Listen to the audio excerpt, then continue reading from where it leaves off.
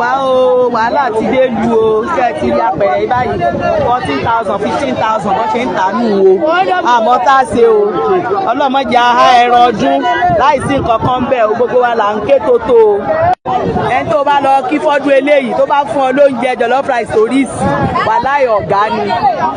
kódà EFCC ó yẹ kó gbé torí nǹkan tata sọ́ọ̀sì ó ń ṣèbò àpò ata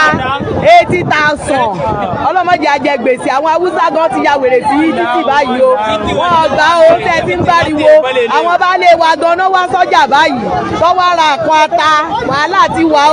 ara àwọn baálé wa kan náà nù ẹ̀kọ́ tó bá ìfẹ́ ti rí wọ́n wá ra ta ní ọjọ́ rí wọn ìkọ́ ti dé dúró ara màálù kan 200,000